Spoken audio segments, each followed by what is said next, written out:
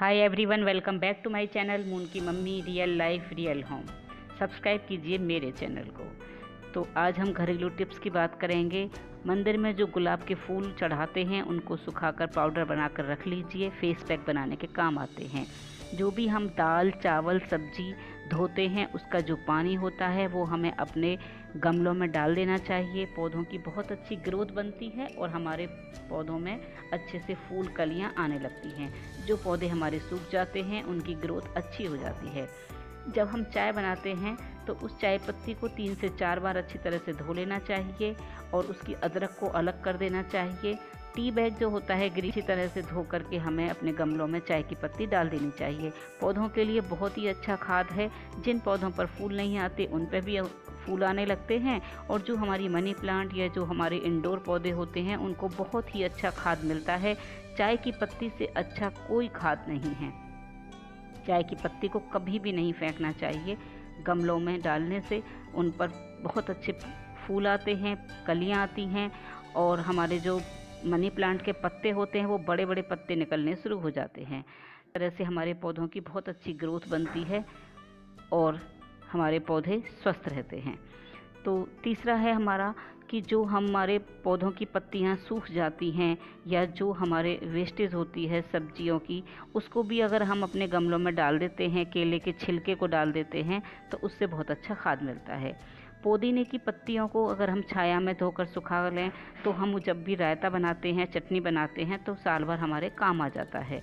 जो हमारे करी पत्ता होता है या जो हम करेला अपने सब्जी के लिए काटते हैं उसकी जो वेस्टेज होती है उसको अगर हम अपने गमलों में डालते हैं तो पौधों के कीड़े मर जाते हैं और वो नीम की खाद का भी काम करता है।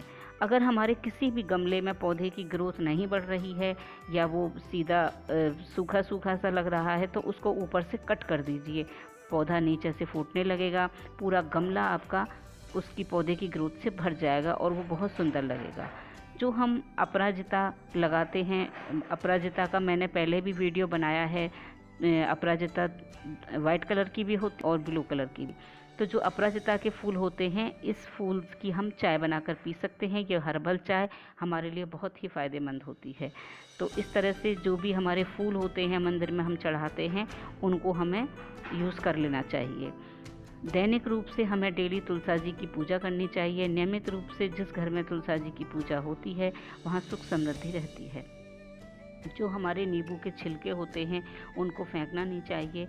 उसको पानी में बॉईल करके उसमें खाना सोडा मिलाकर हम अपने किचन के प्लेटफॉर्म को साफ़ करने के लिए अपने लिए बहुत अच्छा टोनर बना सकते हैं। उससे हमारे किचन में कीड़े भी नहीं आते हैं। आप चाहें तो उसमें थोड़ा सा डिटर्जेंट मिला सकते हैं, वो हमारे किचन साफ़ करने के लिए बहुत ही अच्छा एक टोनर बन जाता है। जो हम डिटॉक्स वाटर पीते हैं या हम ग्रीन टी पीते हैं तो पीने में वो कड़वी लगती है, अच्छा नहीं लगता। तो हम अंगूर और केले को फ्रीज़र में रखकर उसके आइस क्यूब बना सकते हैं। उसमें डालकर जब हम ग्रीन टी पिएंगे तो वो कड़वी नहीं लगती और बहुत ही टेस्ट आता है। तो इस तरह से हमें अपने जीवन में छोटी छोटी सी कुछ चीज़ें अपना लेनी चाहिए। ये टिप्स काम आते हैं। तो जब भी हम तुलसा जी की पूजा करते हैं, एक पत्ता तुलसा जी का तोड़कर भोग लगाते हैं तो हमें श्री हरि की प्रिय तुलसी जी से प्रार्थना करके उनका पत्ता एक औषधि के रूप में लेना चाहिए, भगवान को भोग लगाना चाहिए और फिर उस तुलसी के पत्ते को चाय बनाने में यूज़ कर सकते हैं। कई लोग पूछते हैं कि हमें वो तुलसी के पत्ते का क्या करना चाहिए। कभी भी तुलसी के पत्ते को चबाना नहीं चाहिए, उससे हमारे दांत खराब हो जाते हैं। हम चाय में डाल सकते हैं या उसका अर्क ले लेना चाहिए। पत्ते को डायरेक्ट कभी नहीं चबाना चाहिए, उसमें हमारे दांतों में उससे खराब हो जाते हैं। और जब हमारे चावल बच जाते हैं, जब हम खाना बनाते हैं तो कई बार हमारे चावल बच जाते हैं तो उनसे हम आलू मैश करके पकौड़े बना सकते हैं। बहुत अच्छा नाश्ता बनता है। जब भी हम मैंगो शेक, बनाना शेक या कोई भी शेक बनाते हैं तो कई बार क्या होता है शेक बच जाता है, आप उसको फ्रीज़र में जमा दीजिए, एक बहुत अच्छी आइसक्रीम तैयार हो जाएगी।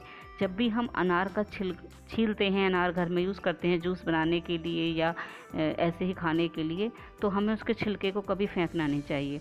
अनार के छिलके को छाया में सुखाकर उसका पाउडर बना लें। जब भी अपने बालों में मेहंदी लगाएं उस पाउडर को मेहंदी में मिला दें। आपके बालों में बहुत सुंदर कलर आएगा, आपको कुछ और डालने की ज़रूरत ही नहीं पड़ेगी। एक पैकेट मेहंदी का और उसमें कम से कम 4 चम्मच पाउडर उस अनार के छिलके का। आप चाहें तो संतरे के छिलके का भी डाल सकते हैं। बालों में बहुत अच्छा कलर आता है और हमारे बाल बहुत हेल्दी भी हो जाते हैं उससे। तो इस तरह से आप फूलों का या अनार के छिलके, संतरे के छिलके, इन सब चीज़ों को अपने बालों की मेहंदी में मिला सकते हैं। और जब हम हमारे पास कभी भी खाली टाइम होता है तो हम अनार को छीलकर उसके दाने निकाल कर फ्रिज में स्टोर कर सकते हैं। हमारा समय बच जाता है। जब भी हमें कुछ चाट बनानी होती है, अनार खाना होता है, तो फिर सोचना नहीं पड़ता कि अनार छीलना है। और ऐसा काम अगर हम अपने घर के काम से पहले कर लेंगे या खाली टाइम में कर लेंगे, तो जब हम कपड़े धोते हैं या घर का कोई काम करते हैं तो हमारे हाथ भी साफ़ हो जाएंगे। क्योंकि कई बार क्या होता है, अनार छीलने से ना हाथों में भी उसका कलर सा आ जाता है और हाथ गंदे गंदे से दिखते हैं। ऐसी छोटी छोटी टिप्स आप मेरे चैनल पर देख सकते हैं। घरेलू टिप्स मैं बीच में देती रहती हूँ। मेरे चैनल को अभी तक सब्सक्राइब नहीं किया है तो सब्सक्राइब कर लीजिए। वीडियो अच्छी लगे तो लाइक कीजिए, शेयर कीजिए और बेल आइकन को प्रेस कीजिए अच्छी अच्छी वीडियो देखने के लिए। टिल देन, बाय बाय, जय माता दी।